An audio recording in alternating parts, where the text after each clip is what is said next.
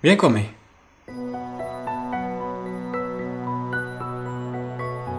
Dai, andiamo a fare un giro, Te porto. Andiamo? Dai.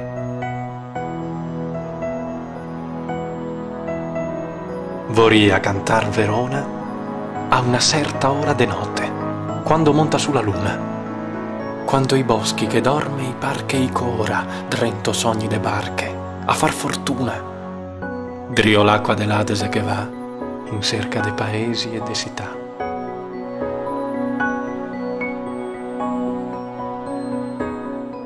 Lui lo sapeva che l'Adige avrebbe sempre lasciato Verona, ogni volta, per rincorrere chissà quale miraggio.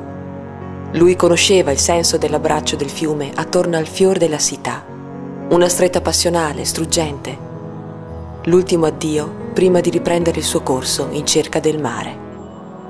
Lui lo sapeva perché lui era Berto Barbarani, il poeta di Verona. Ah, gli autunni di San Leonardo, pallidi di sentimento, sanguigni di tenerezza fremente, fra boschetti di olivo e ricettacoli di pineta, non si dimenticheranno più. Era anche questo il clima che respirava Berto negli anni della sua giovinezza. No, Barbarani non avrebbe mai più dimenticato le dolci giornate a Villa Caperle, presso la sua famiglia spirituale, che radunava i maggiori ingegni del tempo in un ambiente allegro e affettuoso. Li osserviamo un po' stupiti, questi giovani squattrinati, questi smarmaioti, come venivano chiamati, mentre si inebriano di poesia, idealismo e buon vino nel salone della bella casa di un sindaco illuminato, Augusto Caperle.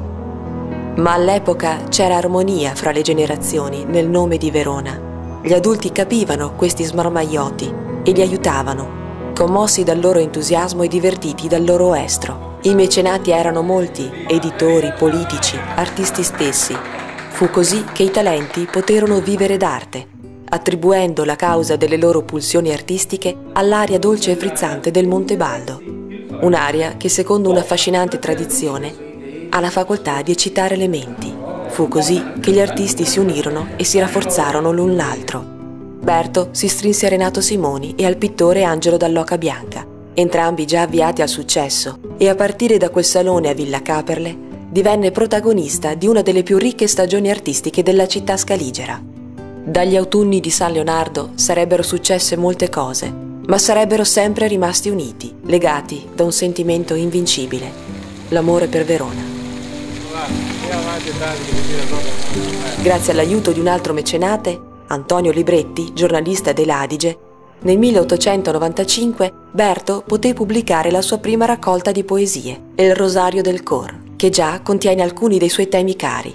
La primavera, quella smania che il dialetto veronese chiama morbin, il tempo che passa.